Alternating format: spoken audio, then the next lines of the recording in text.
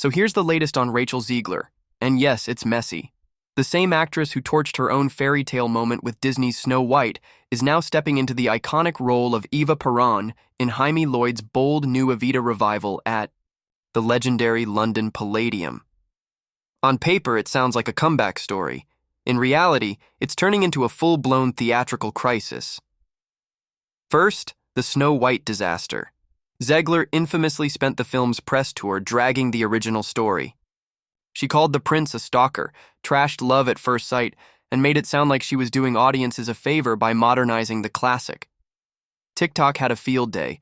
Clips of her went viral, not for being empowering, but for being, well, smug. Sarcastic edits, side eyes, and parody voiceovers flooded feeds, and then came the box office flop.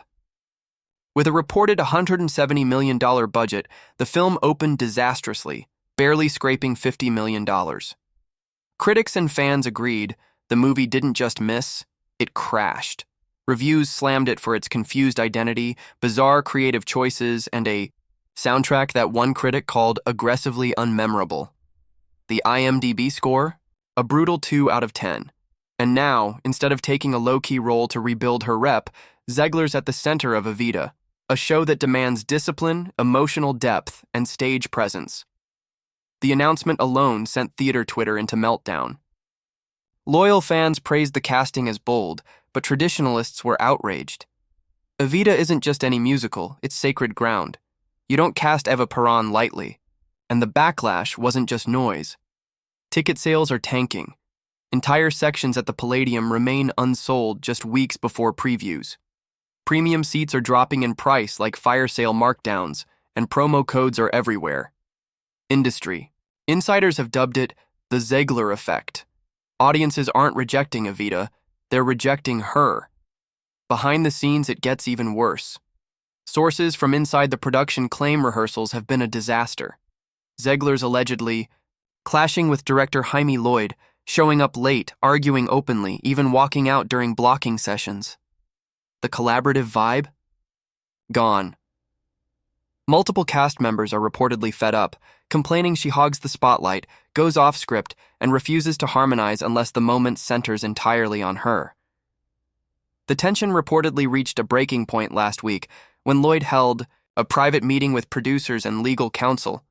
Word is Zegler's contract is under review. A replacement may already be waiting in the wings. All this drama is unfolding at what was supposed to be her redemption arc, a chance to prove her artistic depth and stage chops. Instead, it's spiraling into another PR disaster. And here's the question everyone's whispering. How does she keep landing these roles? After alienating Disney fans, butting heads with directors, and now allegedly disrupting a major West End production, most rising stars would be radioactive. But Zegler, she keeps booking top-tier gigs. Is it resilience? Or is she simply failing upward while the public grows increasingly weary of the chaos she brings? Her social media hasn't helped. Once confident and carefree, her posts are now long-winded captions about her process, about how much Eva Peron means to her, except it doesn't read as sincere. It reads like image rehab, and audiences aren't buying it. They see an actress trying to spin a narrative, not someone deeply immersed in the role. Add to that the unresolved Snow White backlash, the controversial dwarf replacements, the heavy-handed messaging, the critique that the film erased rather than elevated representation, and you've got a storm of distrust. Even Evita purists are raising eyebrows at her early press statements, calling them tone-deaf and smug. What was initially sold as a stripped-back, emotionally raw take on Evita has, in many eyes, devolved into a chaotic gamble. Lloyd, once praised for his reinventions, is now being second-guessed for the casting. The production is bleeding goodwill, ticket momentum, and potentially investor confidence. If the backstage rumors are true, even Lloyd has lost faith, allegedly calling Zegler a disaster in private. So, where does this all lead? Will Zegler rise from the rubble and deliver a show-stopping performance that silences every critic? Will producers pull the plug and recast the lead before opening night? Or will Evita limp forward under a storm, cloud of drama, and become a cautionary tale about the dangers of casting based on heat, not harmony? One thing's certain. Whether you love Rachel Zegler or can't stand the sight of another apology post, everyone is watching. And this curtain hasn't even gone up yet. Lloyd's once collaborative rehearsal room has reportedly turned into a battleground. Directorial notes are being dismissed, blocking discussions are unraveling into heated disputes, and the creative harmony he once fostered has all but vanished. The irony couldn't be more jarring. This was supposed to be his artistic revival, his vision of reinventing Evita for a new era. Instead, the project is being swallowed whole by celebrity drama and frantic damage control. While some theater insiders empathize with Lloyd, acknowledging how difficult it is to steer a high-stakes production under pressure, others are raising eyebrows at his judgment. Did he really not see this coming? Did he underestimate the fallout from Rachel Zegler's Snow White debacle? Or worse, did he intentionally lean into controversy, banking on buzz to sell tickets? The problem now is much bigger than just clashing. Egos. Theater-goers are becoming increasingly hesitant to buy tickets when the lead actress might not even make it to opening night. Every new rumor about Zegler being replaced feeds public uncertainty. One insider reportedly put it bluntly. This show was supposed to dominate the season. Now we're just hoping to break even. And while Evita wobbles under the weight of backstage turmoil, all eyes are on Zegler's future. If she's fired, will Hollywood finally pull the plug on her string of leading roles? Or will she somehow land yet another top-tier gig, proving once again that controversy doesn't always kill careers? On the other hand, if she stays, can she actually pull off a performance compelling enough to win back doubters and critics alike? This role was meant to be her redemption arc, her return to serious artistic credibility.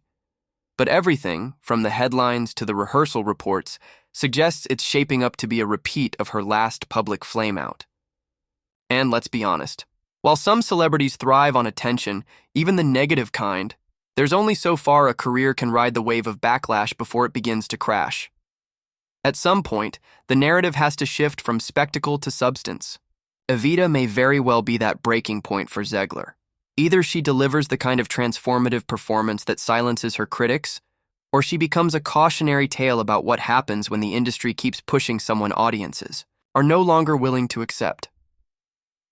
What's especially baffling to many observers is how Zegler keeps getting these roles in the first place. After the social media firestorm that followed her Snow White press tour, where she mocked the original fairy tale, insulted the concept of romance, and came across as dismissive of the source material, her image took a serious hit. And yet, she's still front and center in one of the West End's biggest productions. Some argue this is a textbook case of Hollywood confusing controversy with charisma. Sure, Zegler trends on Twitter, but not because people are rooting for her. She's clickable, not beloved. And in an era where engagement often gets mistaken for popularity, decision-makers might be prioritizing visibility over viability.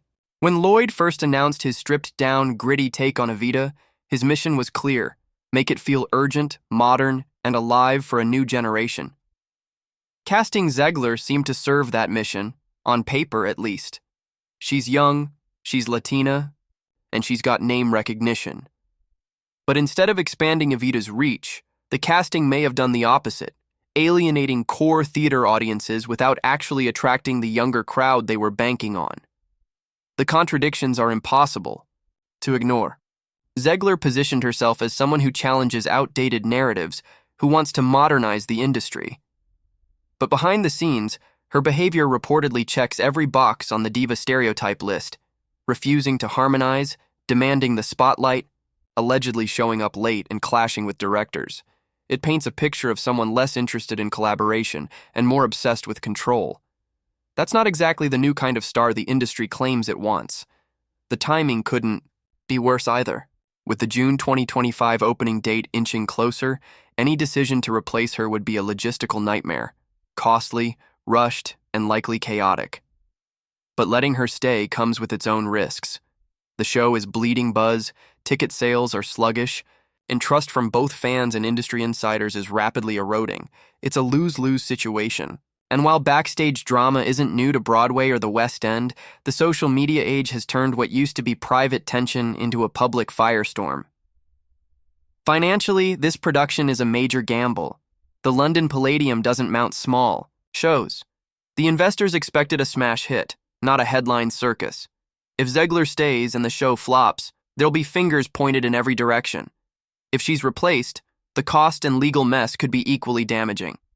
And what started as a bold casting choice is now the center of a much larger conversation about accountability, about the widening gap between audience expectations and industry decisions, and about whether the entertainment machine is too quick to prop up certain stars, regardless of warning signs. Some Zegler defenders argue she's being unfairly targeted, that the backlash is fueled by misogyny or taken out of context sound bites.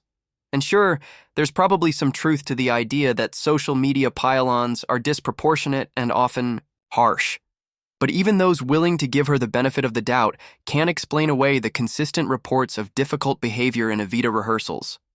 What's even more surprising is how openly the London theater community is talking about it. Typically known for being discreet and fiercely loyal to its own, it's now rumbling with concerns that this controversy is overshadowing the production's artistic merit. Evita isn't just a show, it's a cultural touchstone. And to see it reduced to tabloid fodder has left many veterans deeply frustrated. For Lloyd, the stakes couldn't be higher. He built his career on visionary revivals, on breathing new life into the classics. But now he's faced with a painful choice: double down on a casting decision that's clearly backfiring, or cut ties and try to salvage the production's integrity. Either path could define his career for years to come. Critics are already divided. Some believe the low expectations could actually benefit the show. If Zegler turns in even a decent performance, it might be hailed as a surprise success. Others say the negative narrative is too firmly set, and no performance can override months of bad press. One thing's for sure: opening night at the London Palladium won't just be a theater event, it'll be a spectacle. Every eye will be on Zegler.